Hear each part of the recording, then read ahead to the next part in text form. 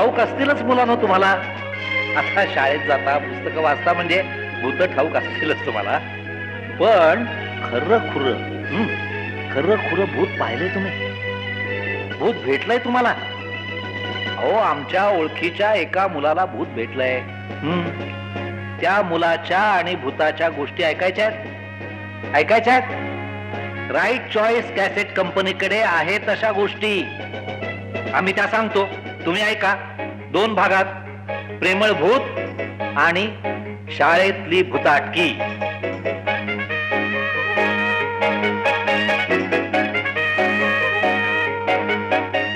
संकल्पना सुप्रिया दाभोळकर, लेखन दिग्दर्शन राजीव तांबे, संगीत उदय चितळे, कलाकार अनंत भावे, अपर्णा रामदास, अनुराधा गटणे आणि प्रभा तांबे.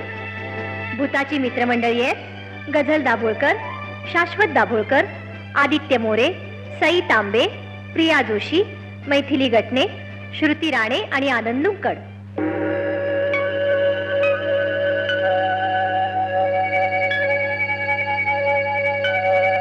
प्रिय भूतांनो, सॉरी प्रिय मुलांनो, आता मी तुम्हाला माझ्या मित्राची म्हणजे भूताची गोष्ट सांगणार आहे बरं का. ही आहे खरी खुरी भूताची गोष्ट, 100% भूताची, शंभूनाथ भूताची गोष्ट. ही गोष्ट ऐकताना इकडे तिकडे पाहू नका, भलते सलते ऐकू नका, हात पाय हलवू नका, मान सुद्धा वळवू नका, अंधार करू नका, उजेड पाहू नका, चुळबुळ करू नका, कारण ही गोष्ट शंभूनाथ भूताची आहे. थांब रे, तू बोलू नकोस मध्ये मध्ये. हा, तर मे महिन्याच्या सुट्टीत मी गावाला गेलो होतो. एकदा संध्याकाळी मला खूप कंटाळा आला. मी भटकत गावाबाहेर आलो आणि मी कंटाळून एका चिंचेच्या झाडाखाली बसलो. अमावास्येचा दिवस होता, संध्याकाळची वेळ होती. आजूबाजूला कुणीही नव्हतं. रात किडे किर्र किर्र करत होते. पानांची सळसळ सुरू होती. मी आपल्याच विचारात चिंचेच्या पारावर पाय हलवत बसलो होतो. इतक्यात झाडाच्या मागून मला कंढल्याचा आवाज ऐकू आला. मी मान वळवून मागे पाहिलं तर एक छोटासा पांढरा माणूस पाय धरून बसला होता. त्याचा चेहरा रडवेला झाला होता. मी त्याच्याकडे पाहून हसलो तर तो म्हणाला, बाळा जरा मदत करशील का रे? मी तुझे उपकार कधी कधी विसरणार नाही रे. अहो उपकार कसले त्यात? मला सगळ्यांना मदत करायला आवडते. बोला, काय मदत करू? पाय दुखतायत का तुमचे? मी चेपू का? नको नको नको नको. अरे बाळा, माझ्या पायात काटा गेलाय. काय करणार? जुनी खोड जात नाही. एवढंच ना? त्यात काय मोठं? मी त्यांच्या पायातला काटा टुपकन काढला आणि तो माणूस आनंदाने विचित्रच ओरडला. मला शाबासकी देत तो म्हणाला, अरे आमच्या हाताला नीट बोट नसतात, त्यामुळे त्याला नीट नख नसतात. आणि त्यात मी माझा चष्मा विसरलो स्मशानात, त्यामुळे काटा दिसेना. जुनी सवय नडली. आणखी काय? जुनी सवय म्हणजे कुठली सवय? हो, अरे आम्ही पायात चप्पल घालत नाही की बूट, काहीच घालत नाही. म्हणून आम्ही जमिनीवरून चालत नाही. म्हणजे तुमच्या सारखे पाय टेकून चालत नाही. पण मी नुकताच भूत झालोय ना, त्यामुळे विसरलो.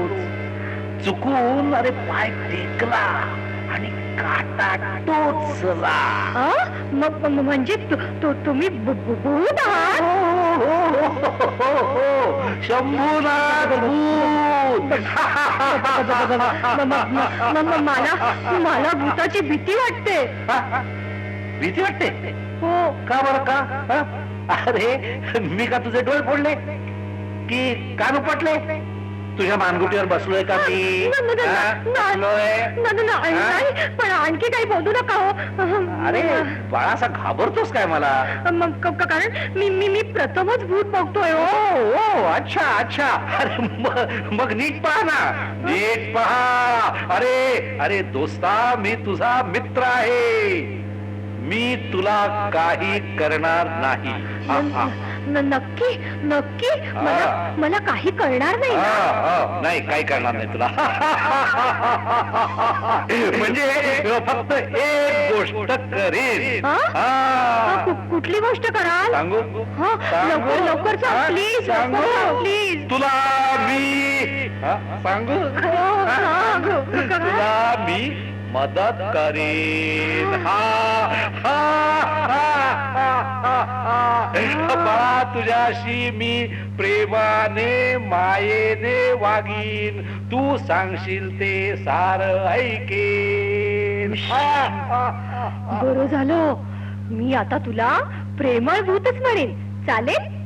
प्रेमळ भूत? हा. ओके, चालेल चालेल. प्रेमळ भूत, तू हल्ली भूत झालास ना? हो. मग तू अगोदर काय करत होतास? अगोदर अभ्यास करत होतो. काय अभ्यास? म्हणजे परीक्षा? मग तू काय समजलास काय रे? अरे मेल्यावर काय कुणालाही भूत होता येत नाही. मेला की झाला भूत असं नसतं. त्यासाठी परीक्षा द्यावी लागते बाळा. लेखी, तोंडी परीक्षा आणि प्रॅक्टिकल. प्रॅक्टिकल म्हणजे अनेक गोष्टी करून दाखवाव्या लागतात. उदाहरणार्थ पाय उलटे करून फिरायचे. चित्र विचित्र आवाज काढायचे. रात्रभर जागायचे. दिवसभर झाडावर लोंबकळायचे. कुट्ट काळ्या अंधारात कुणालाही न भिता फिरायचे. स्मशानात, मोडक्या वाड्यात, पडक्या विहिरीत आनंदाने राहायचे. पेटलेल्या चितेमध्ये आंघोळ करून स्वच्छ व्हायचे. बापरे, म्हणजे खूपच कठीण आहे हे सारं. मी हे नुसतं ऐकूनच मी घामाघूम झालो. अरे गेली 20 वर्ष मी दिवसाची रात्र करून अभ्यास करतोय परीक्षेसाठी. गेल्याच अमावास्येला मी 99.99% मार्क मिळवून पहिला आलो. आहेस कुठे? अरे आज मध्यरात्री जिल्ह्याच्या स्मशानात माझा सत्कार आहे. पुढल्या अमावास्येला मला दिल्लीच्या स्मशानात जावं लागेल. मी राष्ट्रीय पातळीवर पहिला आलोय ना. शाबास, प्रेमळ भूत. यू आर जस्ट ग्रेट यार. Of course. Thank you very much. Great म्हणजे आय एम ए सुशिक्षित भूत. पण मित्रा, आज जर तू माझ्या पायातला काटा काढला नसतास ना तर काय? अरे भूतनाथाने मला कायमच लंगड करून टाकलं असत रे. म्हणून मी तुझे उपकार कधी विसरणार नाही. तू मला बोलावलंस की मी येईन. लगेच तुला मदत करीन. तुझ्यासाठी गाणी गाईन, नाच करीन, काय वाटेल ते करीन, काय वाटेल ते करीन. पण तुला बोलवायचं कसं रे? अगदी सोपं. नीट लक्ष देऊन ऐक. नीट लक्ष देऊन ऐक. नीट लक्ष देऊन ऐक. उजव्या हाताच्या पहिल्या बोटावर दुसरे बोट घट्ट ठेव. उजव्या हाताच्या पहिल्या बोटावर दुसरे बोट घट्ट ठेव. डाव्या हाताच्या दुसऱ्या बोटावर पहिले बोट नीट ठेव. डाव्या हाताच्या दुसऱ्या बोटावर पहिले बोट नीट ठेव. ही बोटे जुळवून घे, बाकी बोटे दुमडून घे, डोळे बंद करून घे. या बोटांचा होईल चौकोन, या चौकोनात मार फुक फुक फुक फुक 3 वेळा आणि म्हण प्रेमळ भूत 5 वेळा. प्रेमळ भूत, प्रेमळ भूत, प्रेमळ भूत, प्रेमळ भूत, प्रेमळ भूत. मी फूक मारीन तुझ्या कानाला, तेव्हा ओळख मी आलोय तुझ्या मदतीला. मगच बोट सोड, मगच बोट सोड, डोळे उघड, नाही तर तुझा होईल दगड, नाहीतर तुझा होईल दगड. मित्रा, नीट लक्षात ठेव, आपली दोस्ती कायम ठेव.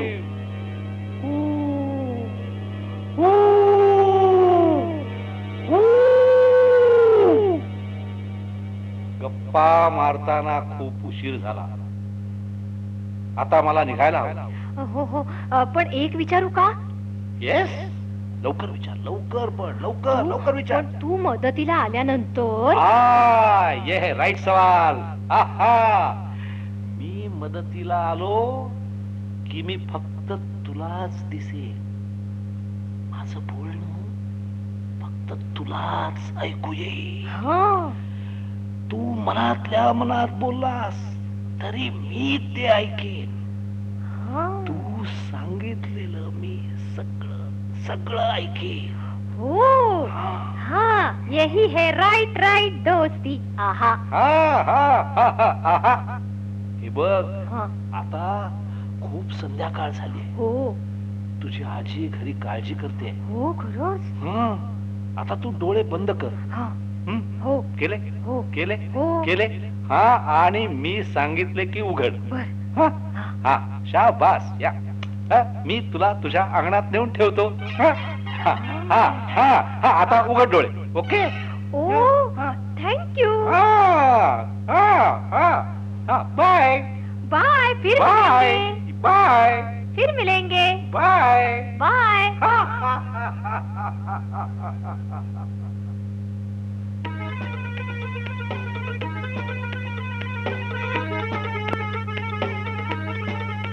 माझ्या चुलत भावाचं नाव अजित, पण त्याला सगळे अजू म्हणतात.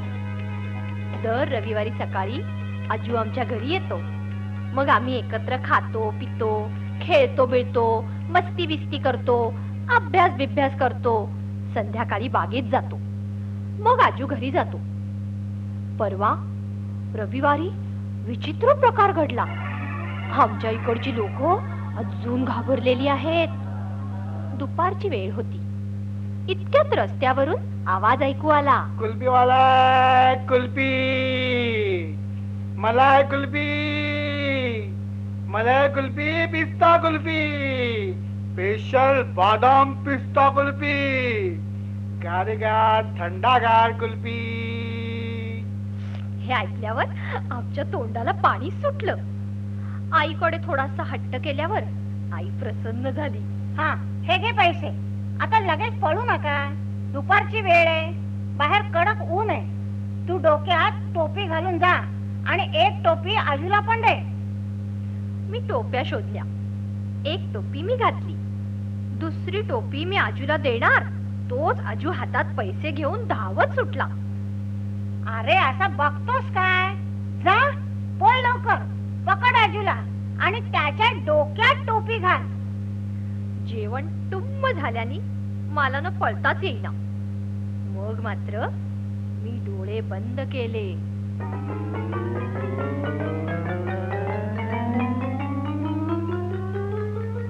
उजव्या हाताच्या पहिल्या बोटावर दुसरे बोट घट्ट ठेवले. डाव्या हाताच्या दुसऱ्या बोटावर पहिले बोट नीट ठेवले. ही बोटे जुळवली, बाकी बोटे दुमडली. या बोटांचा झाला चौकोन, या चौकोनात मारली फूक 3 वेळा आणि म्हणालो प्रेमळ भूत 5 वेळा. तोच कानावर आली फूक, आली फूक, धावत आले प्रेमळ भूत, प्रेमळ भूत. बोल मित्रा बोल, काय मदत करू? अख्खा डोंगर चिरू आणि मध्ये समुद्र पसरू? अरे असलं काही नाही रे भूता. मग मग आई जे म्हणाली ना तेच त्याला सांगितलं. जा पळ लवकर आणि त्याच्या डोक्यात टोपी घाल. सब समझा, सब समझा, सब समझा, अब किसी का नहीं गमजा. आणि दारात उभी असलेली आई जोरात किंचाळली. ही किंचाळी ऐकून आजूबाजूची लोक धावत बाहेर आली. बाहेर आलेली बायका माणसं किंचाळू लागली, कारण टोपी आधांतरी आजूच्या मागे तरंगत गेली. ब्रेक लागण्यासारखा आजू थांबला. त्याच्या डोक्याचे हळूहळू 2 भाग होऊ लागले आणि हवेत तरंगणारी टोपी आत आत जाऊ लागली.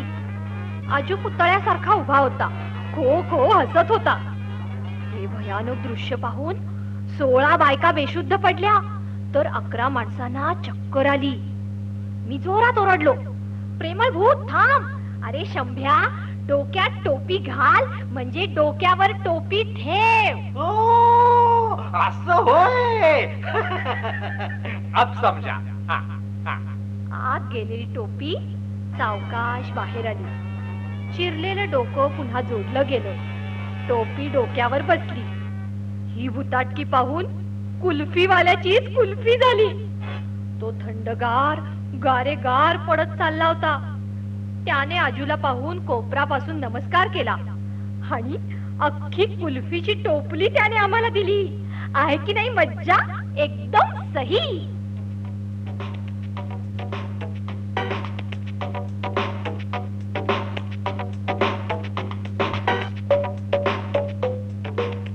परवा अचानक घरातले लाईटच गेले. रात्रीची वेळ, सगळीकडे अंधार, पंखा बंद झाला. गरम व्हायला लागलो. अगो बाई, काय हा अंधार? काही सुद्धा दिसत नाही. आता जेवण तरी कसं करणार? तिखट कुठलं आणि मीठ कुठलं हेच कळत नाहीये. आता लाईट येईपर्यंत जेवणाला विश्रांती. चला बाहेरच्या खोलीत बसूया. त्यात काय, बहुधा फ्यूज गेला असेल. फ्यूज घातला की लाईट येईल. मी आत्ता फ्यूज घालतो. हा आलो मी 1 मिनिटात. बाबा बॅटरी घेऊन बाहेर गेले. मग मात्र मी डोळे बंद केले.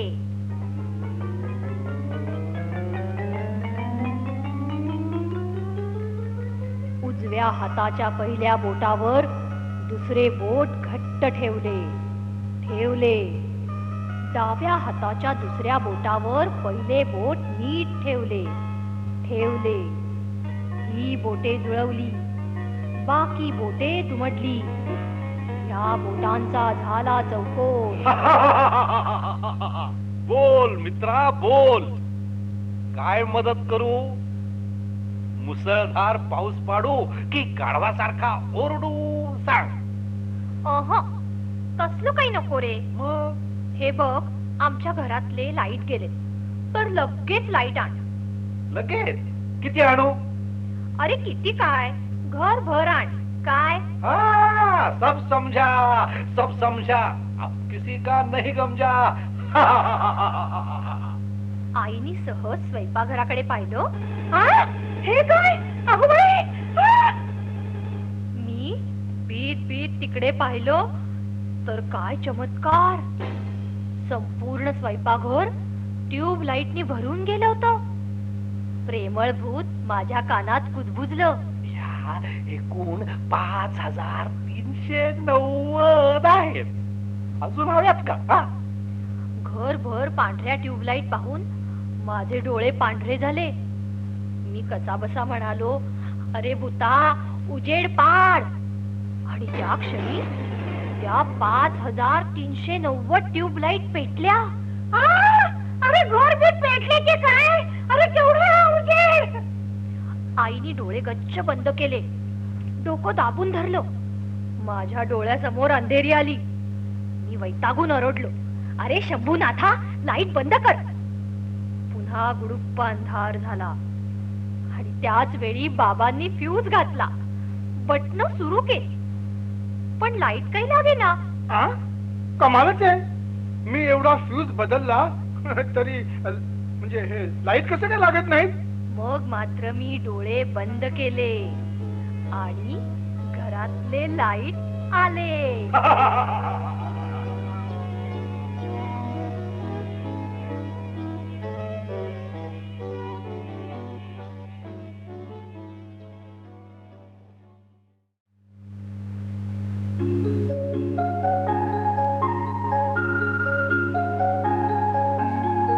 माझ्या चुलत भावाचं नाव की नाही अजित, पण त्याला सगळे अज्जू म्हणतात. दर रविवारी सकाळी अज्जू आमच्या घरी येतो, पण ह्या रविवारी मीच अज्जूच्या घरी गेलो, कारण माझ्या बाबांनी नवीन फिश टँक आणला होता. फिश टँक म्हणजे एका मोठ्या काचेच्या पेटीत पाणी भरून ठेवलं होतं आणि ह्या पाण्यात रंगेबिरंगी 28 मासे होते. एकदम मस्त मासे होते. मला पाहताच काका म्हणाले, लांब भरून मासे पाहिजे.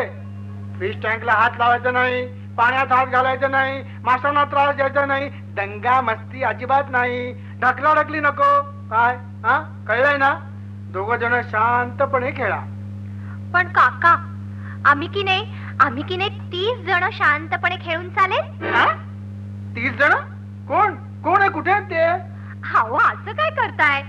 ते काय, ते पाण्यात आहेत ना, ते म्हणजे मी, अज्जू आणि 28 मासे. पण लक्षात ठेवा, जर का फिश टँकला लागला धक्का तर तुम्हाला मिळेल फटका. काका आम्हाला चांगला दम भरून आतल्या खोलीत गेले. मग आम्ही 30 जण खेळू लागलो. मी पाण्यात बोट घातली, मासे जवळ आले. मी अख्खा हात पाण्यात घातला, मासे लांब पळाले. मी माशांच्या अंगावर पाणी उडवलं, मासे हसले. मी माशांना बोट लावलं, मासे चिडले. मी हळूच एक मासा चिमटीतच पकडणार होतो, पण तो सुळकन पळाला. मग मी पण तसंच केलं. चिमटीत मासे येत नाहीत म्हणून मग आम्ही मुठीत मासे पकडू लागलो, पण मासे सुळसुळ सुळसुळ पळू लागले.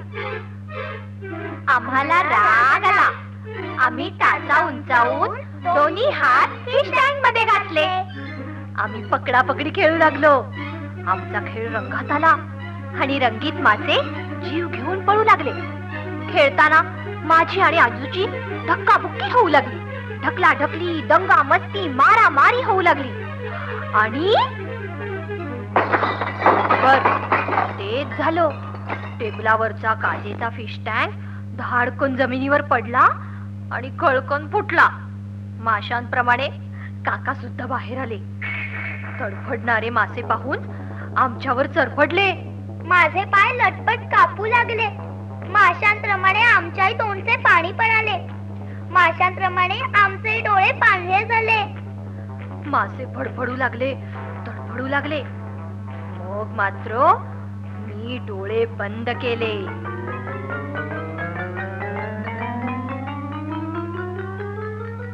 उजव्या हाताच्या पहिल्या बोटावर दुसरे बोट घट्ट ठेवले. डाव्या हाताच्या दुसऱ्या बोटावर पहिले बोट नीट ठेवले. ही बोटे जुळवली, बाकी बोटे दुमडली. या बोटांचा झाला चौकोन. या चौकोनात मारली फूक 3 वेळा आणि म्हणालो प्रेमळ भूत 5 वेळा.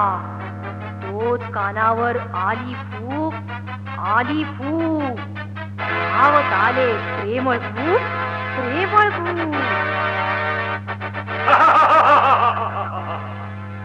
बोल मित्रा, बोल. काय मदत करू? सरबताचा समुद्र करू की आईस्क्रीमचा डोंगर करू? हा तसं काही नको रे. मग मग मी त्याला मनातल्या मनात सारं सांगितलं.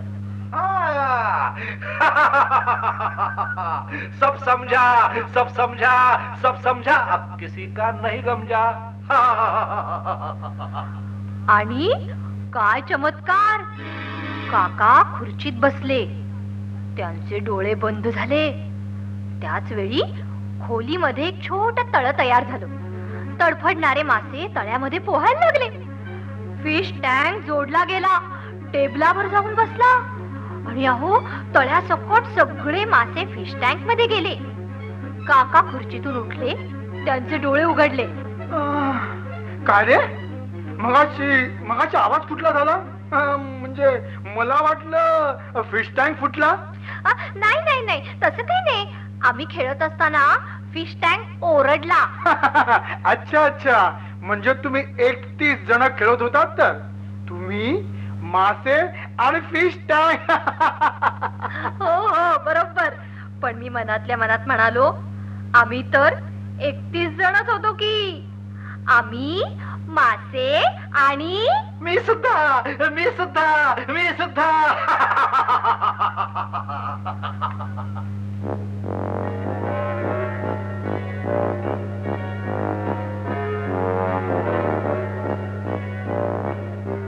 मला हे नको, ते नको, मला हे आवडत नाही, ते अजिबात आवडत नाही, हेच आईला आवडत नाही. म्हणजे ना मला कारल्याची कडू कडू भाजी आणि ताकातली भेंडीची बुळबुळीत भाजी बिलकुल आवडत नाही बरं का. पण आई ना महिन्यातून एकदा तरी ह्या भाज्या करतेच आणि मला बळे बळे खायला लावते. मी खाईपर्यंत बाजूलाच बसून राहते आणि खाताना मी टंगळ मंगळ केली ना तर मग मला भाजी सोबत थप्पड पण खावी लागते. तर काय, काही वेळा मी आधी थप्पड खातो आणि मग भाजी गिळतो. पण मुख्य सांगायचं राहिलंच बघा, असंच होतं. आई माझ्यावर कितीही रागवली ना तरी आईच माझे जास्ती लाड करते खरंच. बाळाला न आवडणाऱ्या भाज्यांचे 2 घास आणि 1 थप्पड खाऊन झाली की मग मात्र त्याच्या आवडीची बटाट्याची सुकी भाजी, जाम, काकडीची कोशिंबीर, लोणचं, मुरांबा हे मी त्याला देते. आधी भाजी मग थप्पड, आधी थप्पड मग पापड. परवा गंमतच झाली. काय झालं, आईनी न भेंडीची बुळबुळीत भाजी केली होती. नेहमीप्रमाणे 2 घास आणि 1 थप्पड असा कार्यक्रम होता. पण मी पटकन भाजी गिळली आणि थप्पड चुकवली. अरे वा, कशी पटापट भाजी खातो रे. काय भाजी चांगली आहे की नाही? मी लगेच आनंदाने म्हणालो, हो आहे चांगली, पण थोडक्यात चुकली. शहाणा रे माझा राजा. खा खा, भाजी आवडली ना भरपूर खा. हो, अरे घरातले आम्ही कुणी सुद्धा खाणार नाही, पण तू खा. आणि आईनी मला 1 किलो भेंडीची बुळबुळीत भाजी घातली. शी! आणि माझ्या पाठीवरून हात फिरवत म्हणाली, खा राजा खा. आनंदाने खा राजा. तुला भाजी आवडली ना, हेच मला फार आवडलं बघ. आता स्वयंपाकघरात जाते आणि सगळ्यांसाठी दुसरी भाजी करते. मी कपाळाला हात लावला. मी आईला म्हणालो होतो, थप्पड चांगली होती पण मी ती चुकवली. आणि आईला वाटलं भाजी चांगलीच होती, पण ती बिचाऱ्या माझ्या राजाला चुकली. आता बोला, पानात 1 किलो बुळबुळीत भाजी पाहून मला कलकलायला लागलं. पोटात कळवळायला, चळवळायला, बुळबुळायला, मुळमुळायला, काय वाटेल ते व्हायला लागलं.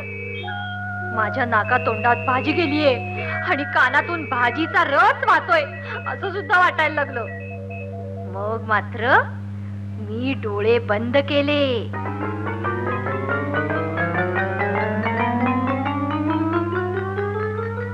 उजव्या हाताच्या पहिल्या बोटावर दुसरे बोट घट्ट ठेवले.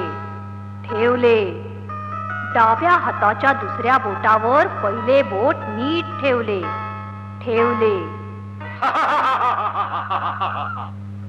बोल मित्रा बोल, काय मदत करू? गुलाबाच्या फुलामध्ये मोगरीचा वास भरू की आंब्याच्या झाडावरचे आणू तुला पेरू, आणू तुला पेरू? सांग. असलंच काही नको रे भूता. मी मनातल्या मनातच त्याला सगळं सांगितलं आणि ते त्याला ऐकू आलं बरं का. सब समझा. सब समझा, सब समझा. अब किसी का नहीं गमजा. आणि चमत्कार झाला, पण आईला नाही समजला. कळलं ना? मी आवडीनी तोंड वाकडं न करता, कुरकुर न करता भेंडीची भाजी खाऊ लागलो. हे दृश्य पाहून आईला खूप खूप खूप आनंद झाला. किती शहाणा ग माझा राजा. भाजी बुळबुळीत पण किती खातोय सुरळीत. हा, काय झालं माहितीये का तुम्हाला? मी हातात घास घेतला की ती भेंडीची भाजी असायची आणि घास तोंडात घातला की ती बटाट्याची भाजी व्हायची. तर कधी त्याचा जाम व्हायचा.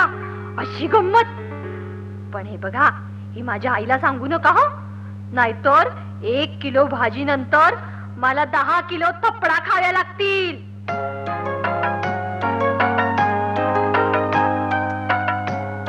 मी आई बरोबर बाहेर फिरायला गेलो की मी हट्ट करतो.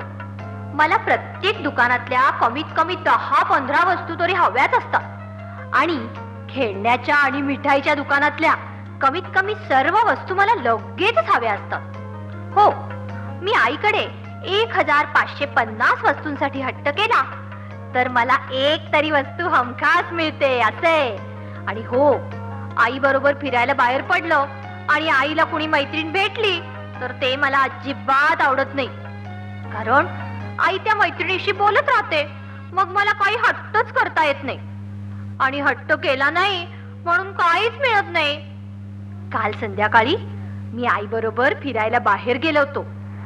आज काय काय हट्ट करायचा हे मी सकाळपासूनच ठरवून ठेवलं होतं. खरंच मी काही बोलणार इतक्यात आईला एक बडबडी मैत्रीण भेटली. भेटल्याबरोबर तिची आपली बडबड बडबड बडबड सुरू झाली. मला राग आला. मला आईशी काही बोलताच येईना. मी ना आळोखे पिळोखे दिले, चालता चालता उड्या मारल्या, वेडी वाकडी तोंड केली, आईचा हात ओढत मोठ्यांदा ओरडलं सुद्धा. पण तिची आपली बडबड बडबड बडबड सुरूच की. आणि तिची बडबड बडबड बडबड ऐकून आईच्या तोंडचं पाणी पळालं होतं. माझे पण अगदी कान किटून गेले होते. डोकं जड झालं होतं. मी खूप वेळा मध्ये मध्ये मध्ये बोलण्याचा प्रयत्न केला पण काही उपयोग नाही. तिची आपली बडबड बडबड बडबड बडबड बडबड बडबड सुरूच. मग मात्र मी डोळे बंद केले.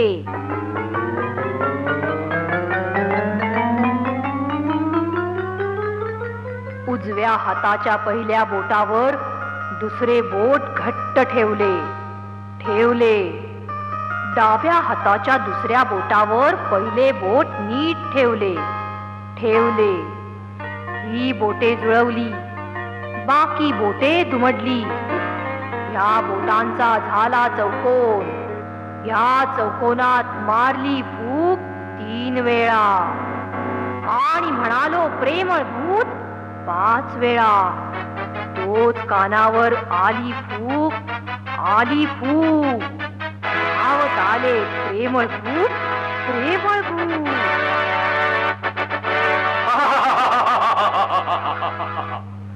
बोल मित्रा बोल, काय मदत करू? बैला एवढा ससा आणू की उडणारा मासा आणू? काहीतरीच काय. असलं काही नको रे भूता. मी मनातल्या मनातच त्याला सगळं सांगितलं. ते त्याला ऐकू आलं. हाँ, सब समझा. सब समझा, सब समझा. अब किसी का नहीं गमजा. आणि काय चमत्कार. बडबड बडबड बडबड करणाऱ्या मावशीच्या तोंडातले एक एक दात हळूहळू अदृश्य होऊ लागले. ती घाबरून किंचाळली आणि आईला म्हणाली, अगं बाई हे काय, आता काय झालं? मा काही कळतच नाही. इथे काही भूतात तिथं नाही ना? मा भीती वाटते बाई. मा दात गे आता दीप नाही ना दाणार. ए सांगा ना असे हसतात आले. आता दात गेल्यानी मावशीच्या तोंडचं पाणी पळालं आणि हसून आमच्या डोळ्यात पाणी आलं. अगं बाई, माझ्या तोंडाचं बोलतं झालं आणि माझ्या मोबाईल त्यांना झालं की सगळे लोक मोबाईल त्यांना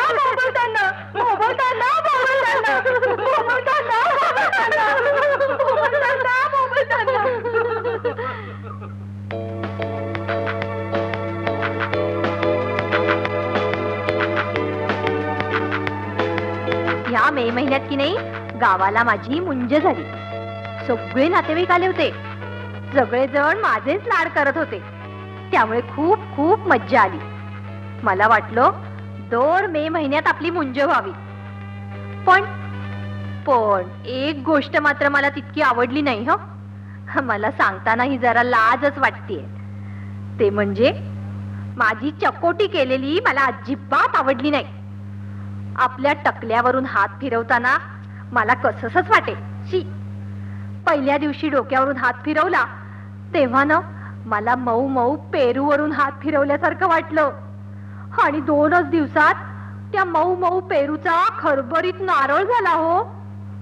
काय व्हायचं, टोपी घातली ना तर गरम व्हायचं आणि टोपी काढली तर चमनगोटा दिसायचा.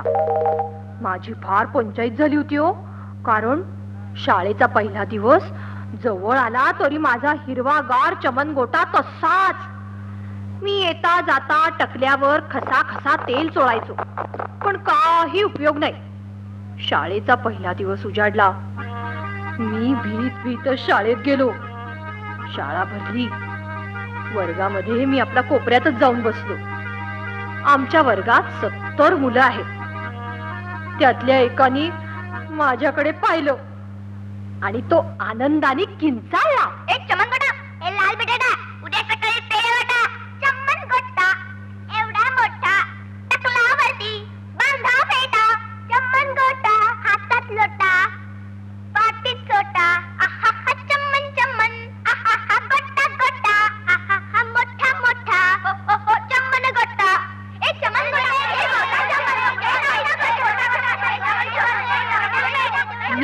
मी घट्ट कान बंद केले, पण सगळी मुलं मला चिडवतच होती. मला अगदी असह्य झालं. मग मी डोळे बंद केले.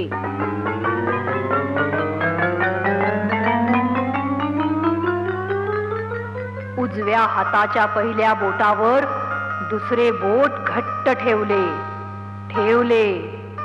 डाव्या हाताच्या दुसऱ्या बोटावर पहिले बोट नीट ठेवले.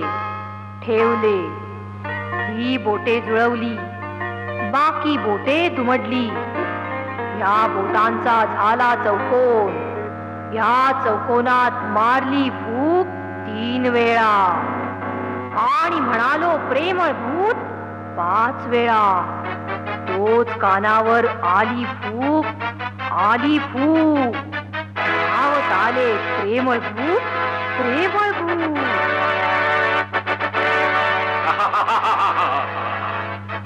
बोल मित्रा बोल, काय मदत करू? कवटी दांडू खेळायला हरणाची कवटी आणू की गोट्या खेळायला घुबडाचे डोळे आणू? सांग. असलं काही नको रे भूता. का? मग मी त्याच्या कानात गंमत सांगितली. सब समझा, अब किसी का नहीं गमजा. आणि काय चमत्कार. ज्या मुलांनी मला चिडवलं होतं ना, ज्यांनी चमनगोटा हा शब्द उच्चारला, त्या सगळ्यांचे चमनगोटे झाले.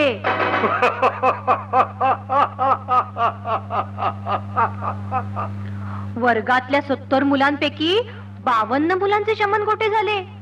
बाकीच्यांचे केस मात्र लांबच राहिले. कारण त्या सर्व मुली होत्या. मुलींची हसता अगदी पुरेवाट झाली.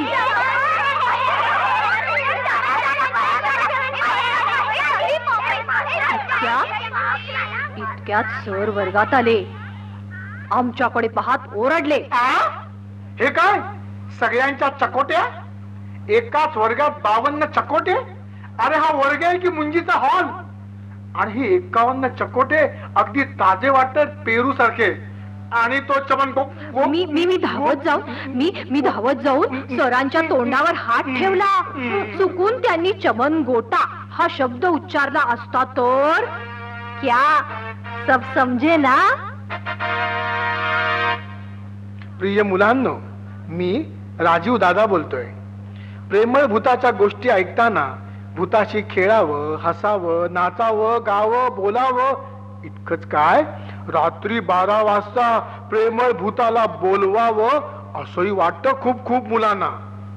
तुम्हा शहाण्या मुलांना धम्माल झपाटून टाकणारच काय, पण आनंदाने मंत्रमुग्ध करणाऱ्या अशाच खोडकर गोष्टी ठासून भरल्या दुसऱ्या भागात.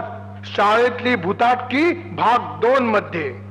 शाळेतल्या भूताटकीच्या गोष्टी ऐकण्यासाठी, प्रेमळ भूताशी दोस्ती करण्यासाठी आता बाकी सार विसरा. घेऊन या शाळेतली भूताटकी भाग 2. आपल्या राईट चॉईस कंपनीचे निर्माते आहेत गुरुदत्त कोरे. आपला पत्ता कोरे निवास, पांडुरंगवाडी, गोरेगाव पूर्व, मुंबई नंबर 400063.